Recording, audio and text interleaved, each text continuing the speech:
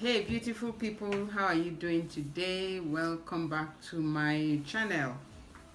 I have a few thoughts to share with us today, and um, I just thought let's talk about some things. So today I am going to be talking about creatives and criticism. This morning I had a conversation with my son. He sent me a message. He needed me to listen to a project he had been working on, and I listened to it.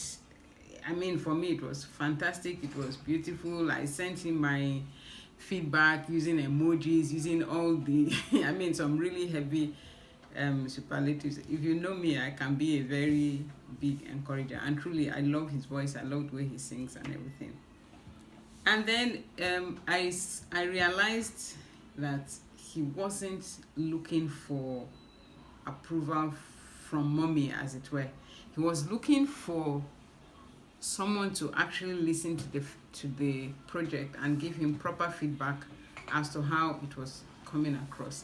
And this was because it's a project he's working on with a team, and the feedback he was getting from them wasn't very encouraging. So he was kind of feeling low, and I was like, okay, listen to this.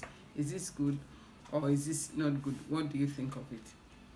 At that point, I said to myself, you know what, you need to be serious and actually talk to this young man, not as his mom, not as his biggest fan, but as a proper critic, as somebody who is listening to this thing.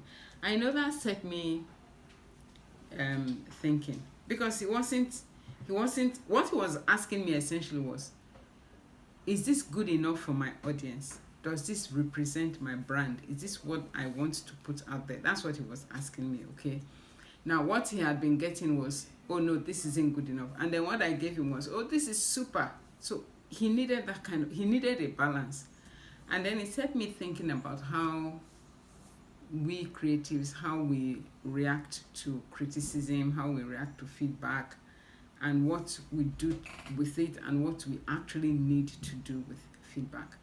I don't know, I heard somewhere some time ago when I was still on the active speaking circuit, I heard something about, I'm not sure who said it, I heard a quote that feedback is the breakfast of champions.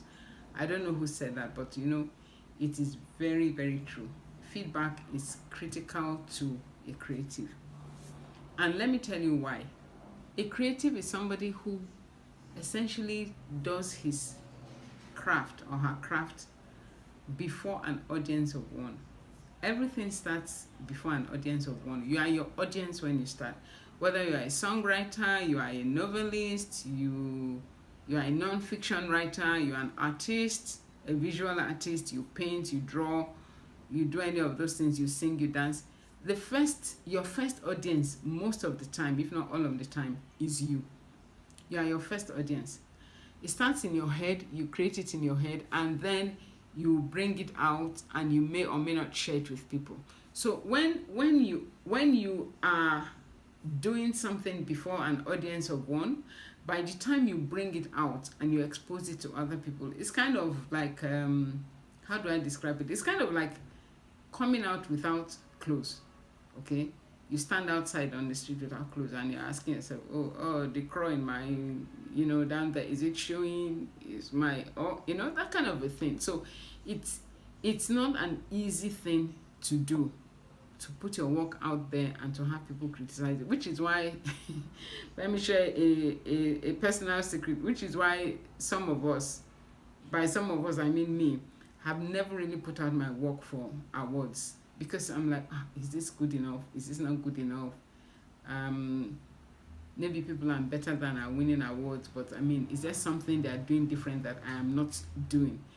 So that is there. But then feedback as the breakfast of champions, essentially there are two types of feedback. Okay, essentially two types. They fall into two categories. The first category is honest feedback, and the next one, I'm sure you guess, is dishonest feedback. That's it. That's what it is. However it comes, it falls into it. Now, it's not whether it is negative or it is positive. Positive feedback can be dishonest. And let me give you an example. If I write something and I post on Facebook, it's my friends that are going to see it. People on my friends list, at least most of the time, my friends, my contacts, people who have a relationship with me, people who like me, as it were, they know me, they like me, they trust me. Okay, so a lot of times what you are going to get, Facebook, Instagram, a lot of social media, what you get is like, love, fantastic, care, ha ha ha, a lot of times that's what you will get. So anytime I post something on Facebook, if there are 10 reactions, most of the time all 10 or at least 9 is very positive. Okay, you would hardly get that you post an item on Facebook, on Instagram, and then you get Facebook, for instance. I'm more used to Facebook. So Facebook, for instance, and then you get that red angry face. It's rare. Okay, and if you get that red angry, or at least if I get that red angry face, I know it's not my work the angry face is judging. It's maybe the content, not the quality, but the content of what I have put back. Now that's the kind of response it should elicit. Now this is where I'm going to. Those people, they would like, love, hug, haha, most of the things that I post. Okay, even if it is not exactly the quality that it should be. And you know why? They like me. They want to encourage me. All right? But is that feedback always honest? No, it is not always honest. It is not always what I need to improve. I've commented on write-ups that had, for instance, I'm an editor, I'm a writer, okay? I'm a literary critic, but I've commented on works that had grammatical errors, that had spelling errors, and I've written nice things. I've put like, love, not because I was trying to be deceptive, but because I was trying to encourage, or I was saying what the person was trying to say. Do you understand? But you see, if you send that same work to me, the editor, and say, edit this, now it's not going to be like, it's not going to be love. I'm going to take my red pen and strike out things and remove things and add things and do a lot of things. So at the end of the day, if I send you a page of that work, you're going to say, oh wow, this work, this lady has condemned my work. No, I haven't condemned it. What I have done is I have given honest feedback. I have given honest feedback as against dishonest feedback. Okay, so the one which appears to be negative is actually the honest one, and the one which appears to be positive is the dishonest one. Okay, and we must, at all times, we must learn to separate the two, and must learn to know what is the spirit behind this feedback. What is this person telling me? And then you need to be able to step back and say, okay, you know what, I created this thing. I mean, it's my baby, it's coming from the inside of me, and it seemed good when I was creating it. But now I have put it out there, and somebody is giving me feedback, which doesn't tell me that the work is excellent. Now, what do I need to do? Number one, I need to step out of myself and say, okay, this is not, there's me, and then there is my work. My work has a life of its own. So I need to look at it and say, how does this work come across? In the example with my son, it was a song, okay? And he's a really great singer, fantastic singer, writes beautiful lyrics and all of that. So he needs to stand back and say, okay,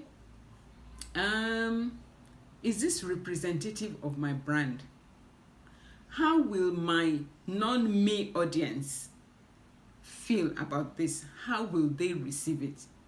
Okay, how will this thing, if I were not the person who made this music, if I were not the person who wrote this book, if I were not the person who painted this picture, how would I view it? How would I see it? Does it appeal to me as a person? And then how much of my intended audience is actually like me? How much of my intended audience has my kind of taste, my kind of outlook to life, to music, to books, to poetry? You understand that kind of a thing? So I need to ask those questions. I need to be able to say, oh, okay, this is the thing that I am trying to say. This is how I'm trying to this is how I'm putting this across, and this is why it is being received in this way. And if you only get positive reviews on the way to where you are going, on your way to greatness, on your way to the top, on your way to stardom, on your way to the awards, you need to check something. It's possible that you're only getting feedback from an audience that claps for you. Now, if you're a Chimamanda Adichie, of course, you don't need to worry about negative reviews. The people who would dare give you negative reviews which are honest, they would be your peers or people who are bigger than you or something, because you get to a point where you know that really your work is good and you can accept it for what it is. So whatever anybody says, it doesn't get to your head. You don't feel any type of way about it.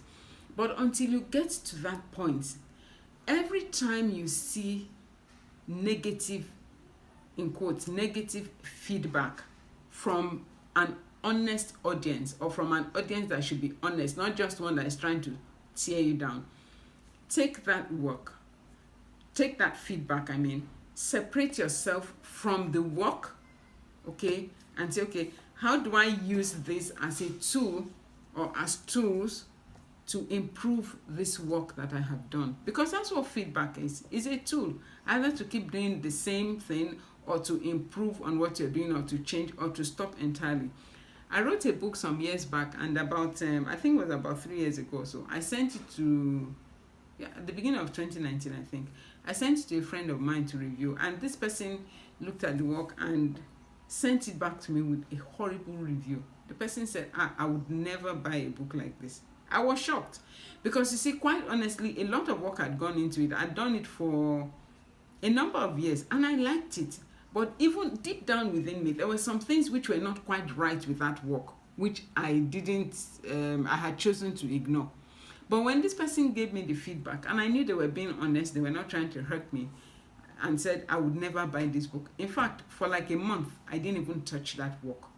And then afterwards, when I started looking at it, I was like, oh, okay, yeah, this thing, okay, it needs to be worked on. I still haven't released that book. I kept it in the cooler, because I realized that what I was doing, I was being lazy. There was some research I needed to do and put into the work, and I knew where to go for that research, but I just thought, you know what, let's just release this thing like this. And thank God I sent it out to that person. So by the time I eventually released that body of work, it will be something beautiful. It will be something that has been properly done. Now, I'm not saying that based on negative feedback, no matter how honest, you should pack your work for excuse me, for several years. No, that's not what I'm saying. But what I'm saying is, learn to separate yourself from the feedback and from the work. Stand aside, stand to one side, and then ask yourself, is this representative of me? Is this representative of my brand? Is this what I'm trying to say? Is this what I need to say at this time? And if you've had someone honest enough to say, you know what, this work isn't as good as it should be, then keep doing it. Keep working on it. Okay? Feedback helps us to remain humble, helps us to remain grounded, and helps us to they're like railings on the stairs to the top that we want to get to. Okay, so I hope you learn to use feedback properly. I hope we all learn to use feedback properly. And if you're watching this and you're not a creative, please be kind to creatives, but be honest. If you read a book, look for a place to give a review. Drop a review. If you watch a movie, I watch Netflix, okay? And every time I finish watching a movie, or I watch a series, or anything at all, I always give a review. I go back and I give a review. So if you read a book, you watch a movie, you listen to music, if it is possible, please give a review. Give an honest review. If the feedback is going to be negative, try to state why it is negative. Okay, try to state why. Try to, if for instance you say, oh, I don't like this. Like, I watched Designated Survivor.